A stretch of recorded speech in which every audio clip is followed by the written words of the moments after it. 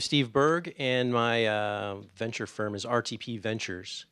And I am going to kind of filter my little discussion here through something that I've been thinking about the last couple of days, the notion of traditional venture and the traditional venture model versus the boutique venture model. I don't know if you've been paying attention to this, the notion that venture is becoming essentially a one-stop shop for recruiting and HR and fundraising and tech mentorship and everything, and versus the way that it's always been done. And the notion is that the way that it's always been done is a dinosaur and it's going away, and if you're not changing with it, then you're probably going away too.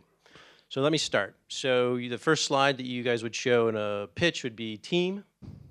My background is finance, which is a terrible background to be venture these days. Most of the best venture guys these days are operations guys, guys that have been in the wars and know the mistakes that the entrepreneurs are likely to make, particularly so that they can help them avoid those mistakes. I'm a former sell-side Wall Street analyst, strategy, corp dev guy for public company, so much more of a numbers guy, although I do have a tech bent, having covered tech for a long time, actually helped build some management information systems in my early days. So I barely qualify as an operations guy, but the rest of the guys in RTP are operations guys. Multiple founders, guys with IPOs, guys with M&A exits, guys with failures, and also guys that have at least some traditional venture capital experience. It seems like a relevant qualification if you're going to write checks for a living. So that's team. Tech. The technology that RTP invests in particular is enterprise tech, and it's been referenced a couple times. We're kind of RTP for New York City is kind of a strange duck. Enterprise tech, not as much of it here in the city, a lot in the valley. You might find some in Boston, Austin, Texas, maybe. New York City looks like, or New York City venture looks like New York City, right? Ad tech, media tech, fintech, fashion tech, internet, e-commerce. What we find is that we tend to be better investors in things that we know a little bit about. The managing director of our firm still hacks almost daily. We have all kind of been in the operations of running a firm. So we want to do enterprise, and all of our backgrounds are in enterprise. So that's what you'll typically find us doing. That's what we're looking for in terms of B2B. And the deeper the tech, the better, right? Stuff that the IP in and of itself is the competitive differentiation. That doesn't necessarily have to be patented or, fixed in such a way that somebody else can't do it.